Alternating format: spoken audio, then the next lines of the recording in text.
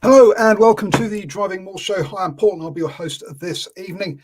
It looks like it's going to be a solo show tonight, but anyway, we've only got a couple of little things to chat about, so it's going to be a pretty quick one anyway this evening, I think.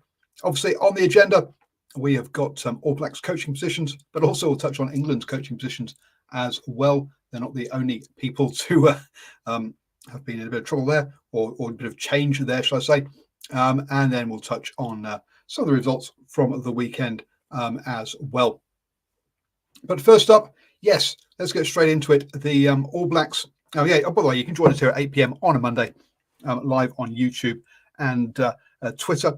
YouTube and Facebook, not Twitter anymore, because Twitter you have to pay to live stream to on that one. So, yes, so that's all done. So you can catch the podcast as well. Just search for New Zealand Sport Radio for that stuff. So, yes, we've had a change in the All Blacks coaching setup already. This is a bit of this is a big shock here that Leon MacDonald has left by mutual consent or mutual agreement, apparently, with Scott Robertson from the All Blacks. He was the attack coach there. Which I say, it's very shocking that this, what we are, 7 months in, if not, 5 test matches in, 7 or some months in, and we've already got a coaching change. Recently, we've had pretty stable coaching setups, unless things are going badly, in which case New Zealand Rugby sort of stepped in and made them make changes for Ian Foster. But previous to that, look, basically the coaching setups would last 4 years, the full cycle, wouldn't they? Yeah, this or at least the major, or at least kind of the top coaches. So this was a bit of a surprising one here. Apparently, they have philosophical rugby differences. Now, I guess there's a couple of ways you can look at this one.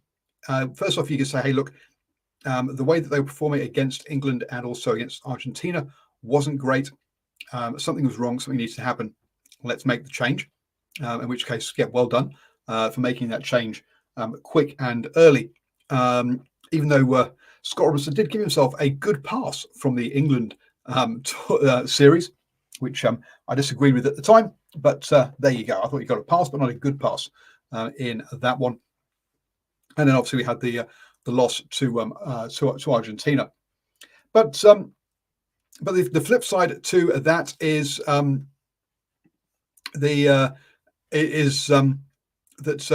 why are we in this position? Only 5 test matches in. Obviously, there's 2 against England, Fiji, and then there's 2 against Argentina. It does seem, yes, it's still very much early days for Scott Robertson in this role. So and his coaching setup. So why? I mean, these 2 guys have known each other for 27 years at least, but it's already been playing together, etc. So it's not like they don't know each other. Leon MacDonald actually worked under Scott Robertson for a year at the Crusaders back in 2017. Now, he had the opportunity to extend that, but decided not to concentrate on being head coach for Tasman. So interesting that he didn't stay on under Razor, and then now several years later they decided actually to team up for this. So and if you look at the selections that we've had for and Boa in our sort of private chat group talking about the sort of attack shapes that Leon does don't match up with what Scott Robertson wants. And if you look at the selections, where basically it's gone for size and sort of following up on what's working currently or recently in international rugby. We look at the top teams of South Africa, France, and Ireland. It's big bodies over the line, isn't it? And then big bodies coming off the bench doing it again. Now, if Leon MacDonald's looking for more shapes and pace attack, then that's not going to kind of. They seems to be. I can see where the philosophical differences are coming from, even though Razor wouldn't expand on those. But to have got to this stage, or to have got through the whole sort of recruitment process and not have realised this, I think is shows serious problem, or shows a serious lack of judgment on some places. Now, look. This was supposed to be the good head coach coming in after the bad head coach of Ian Foster. But Ian Foster still made 2 finals in World Rugby, in Rugby World Cup. So he didn't do too bad. So made semi-final and the final. He didn't do too badly. Let's be honest. Just by All Black standard, it wasn't great. So look, the so yeah, this was supposed to be the new kind of crowd coming in, who are supposed to be all good and knowing what they're doing. So this is not a good sign. Let's be honest with this one. This should have been sorted out during the selection process, during putting the coaching team together. It shouldn't get down to this stage as to what the philosophies are of the teams. Now, Jeff Wilson made a good point, I thought, when he was talking about this. Well, first off, obviously, there's some cash that's changed hands on this one. Leon MacDonald gave up being the head coach for the Blues, gave up other positions, but I think he was approached for something in Scotland, for example. So he got other positions for this, and he's on a 4-year deal. So, yeah, there's a chunk of change there that he's been paid out for that New Zealand Rugby will have had to pay out on this one. I guess some of that will depend on how quickly he gets another role, or if he gets another role. But look, he's a good coach. I wouldn't be surprised. Look, I expect to see him somewhere. Let's be honest. On that one. On the other point, though, I guess on that is look at how the Blues have actually performed after he left. Yes, they were doing well, but hey, they really did step it up when they took on Vern Cotter's more direct approach, which I think is possibly what Scott Robertson really wants to is sort of heading down that kind of route. So so maybe there is something in this one. But maybe this does actually show a problem with the way that they go about selecting the head coach for the All Blacks now.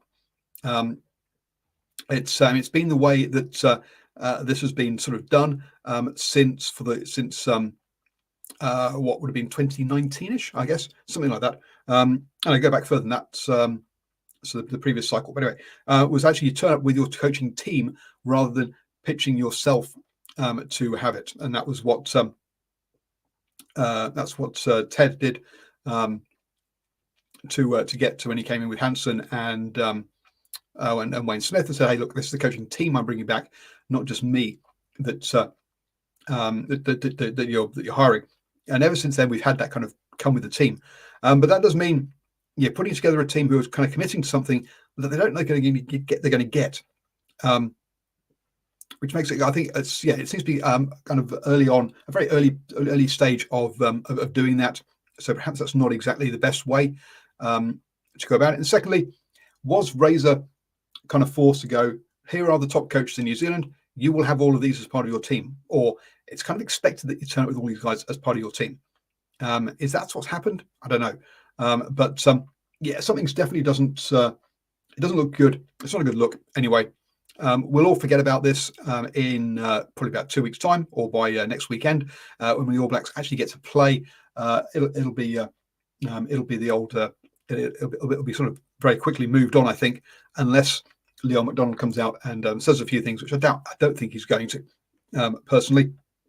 So it'll be interesting to see how things happen. But the Alternative Right says, New Zealand are stuck in the Henry Hansen model of picking coaches. Yes, they are. Maybe this will change things up after this. We'll have to wait and see, obviously, for about 4 years, assuming that Razor doesn't get kicked out along the way. So, it does seem that maybe Razor was kind of, if not forced, was encouraged to take all kind of the best coaches in New Zealand at the time, sort of thing.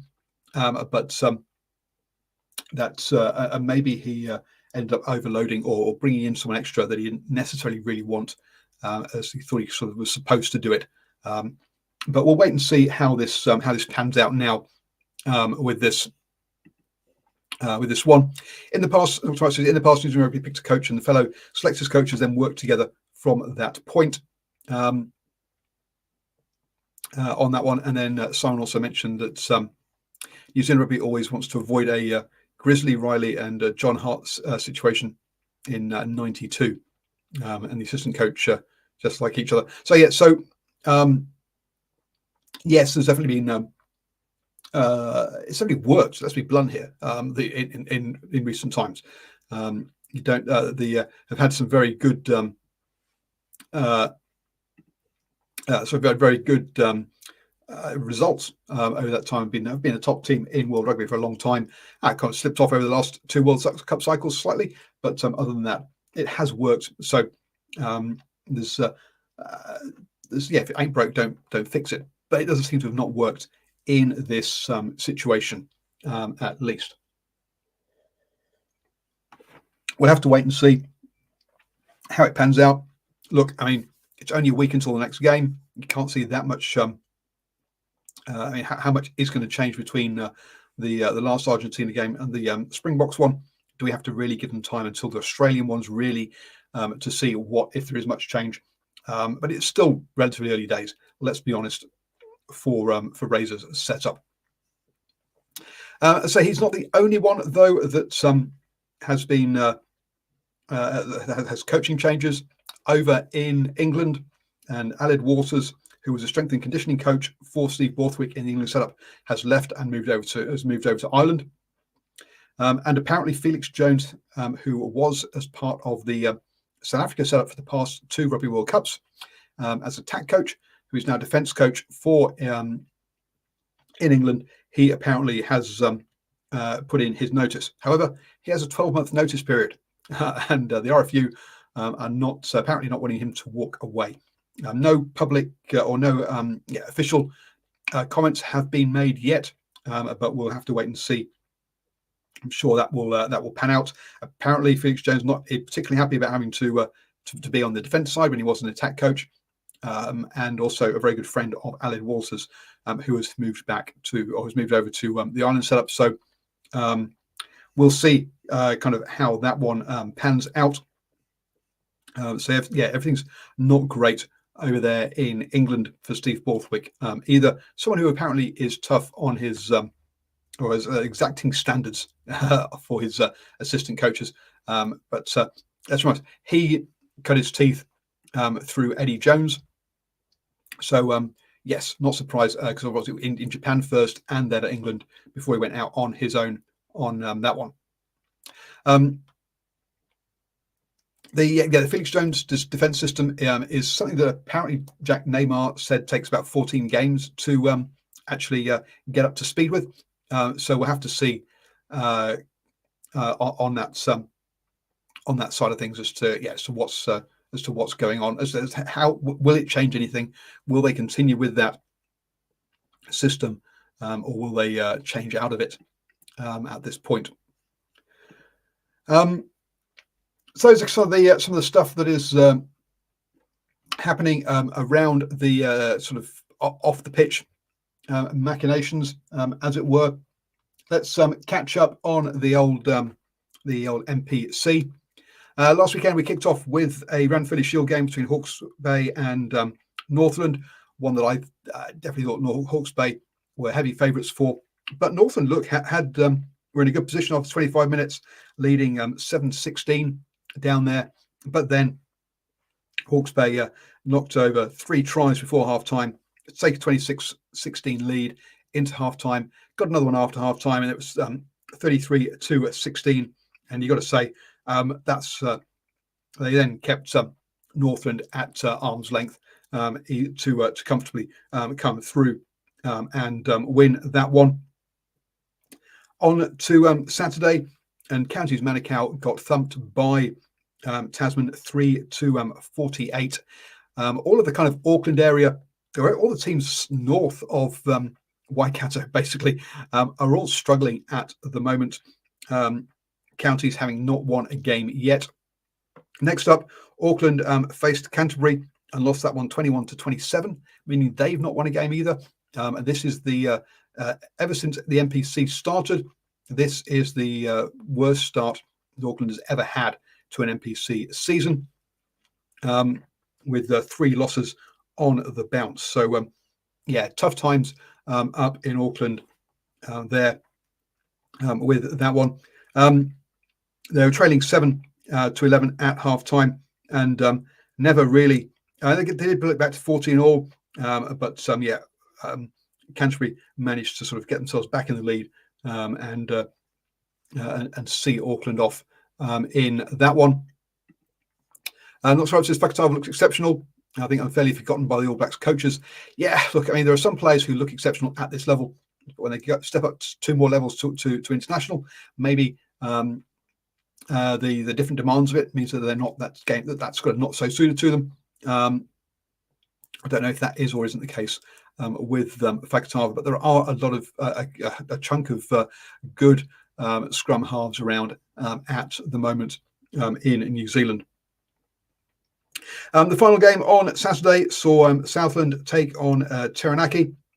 Look, after Southland's first win over Otago, they've kind of have had a couple of losses back to back now, trailing 10-29 at halftime. Not surprising here. They did come back in the second half, but well done to Taranaki there with that win, as kind of expected. Dr. Wrights, Hotham did not look exceptional for Crusaders, yet Scott Hansen picks in for the All Blacks. Bias, I think.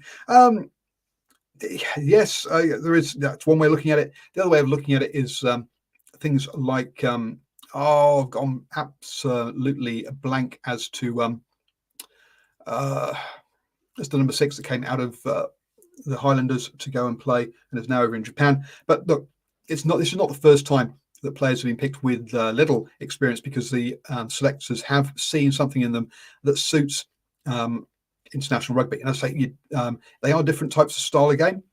So on that one, Otago, another great team effort, to Nocturnal Rights, and that is very true. They saw off Bay of Plenty. Bay of Plenty on had their Storm Week. And were on a 3-game winning streak coming into this game, as they've already had their extra game. Half-time, 14-all, and Otago took it out to 17-26, but 2 tries in the last quarter of the game saw Otago come back to win this one, helped by a yellow card to Norris as part of that. But cracking performance by Otago. I must admit, I didn't give them much hope against a Bay of Plenty in this game. So Bay of Plenty, cracking start to the season with 3 wins on the bounce. But as I say, they did. They have had their Storm Week, so maybe fatigue is played a part in that one as well. Next game up was Wellington versus Manawatu. Manawatu did a lot better in this game than I expected. 17-all at half time, so still in it then.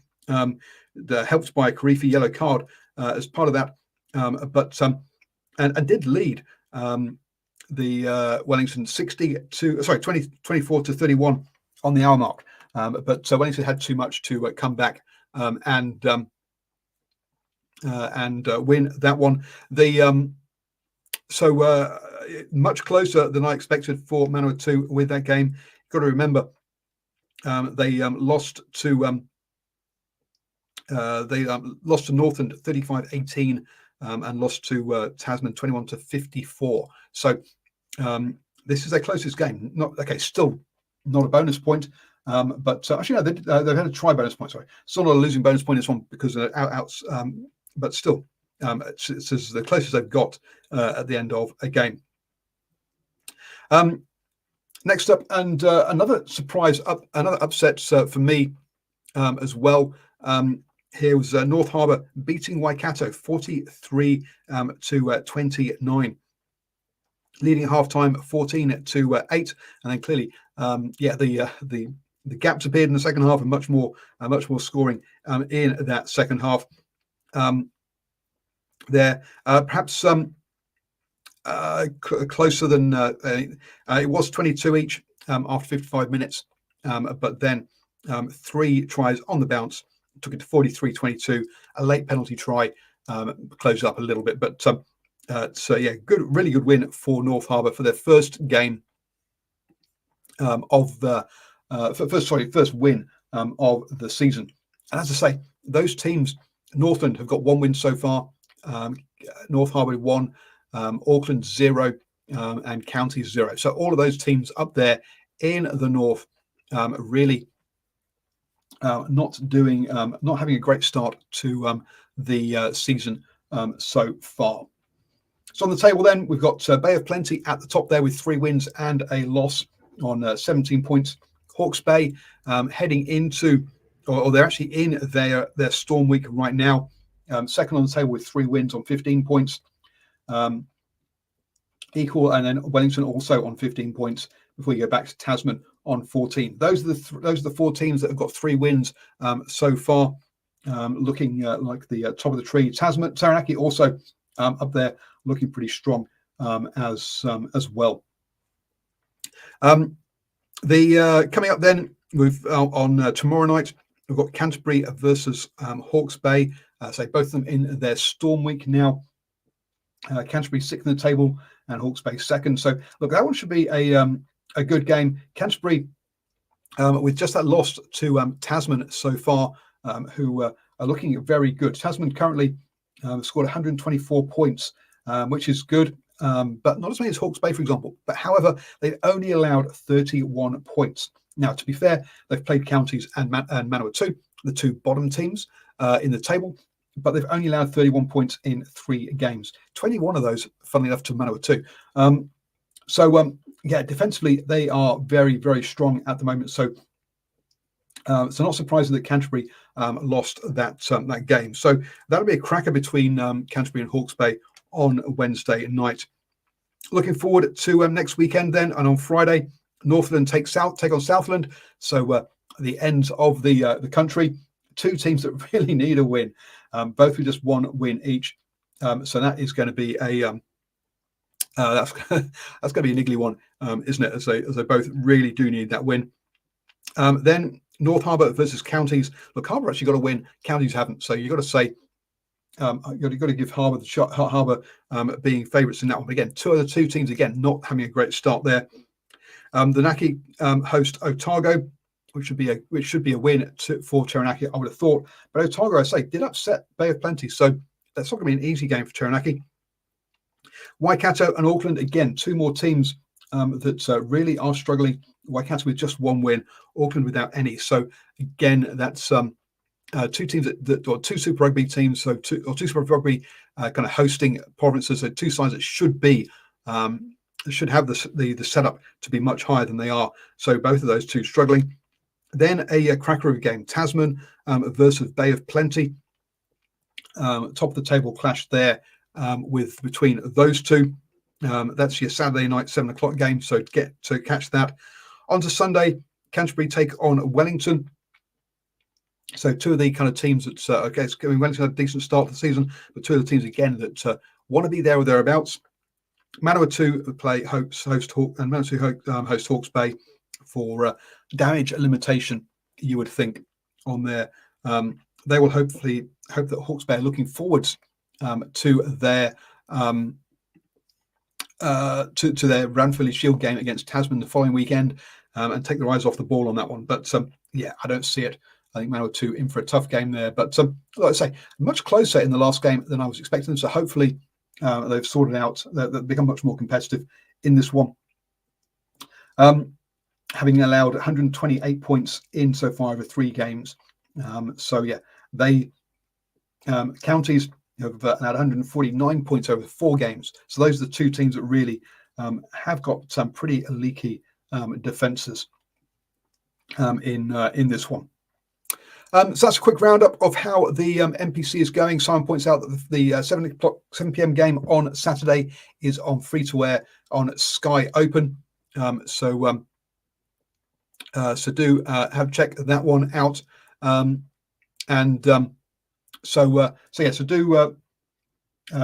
catch us again next Monday at 8 p.m. where obviously we'll be going through the All Blacks game against the Springboks and also the Pumas versus the Wallabies as well. And then also we'll round up how the old NPC is going. As I say, we've got that crowd there at the top there, Bay of Plenty, Hawke's Bay, Wellington, Tasman, who are looking like the strongest ones, with Taranaki and Canterbury kind of snapping at their heels. So do join us next Monday, or we'll head through all of that.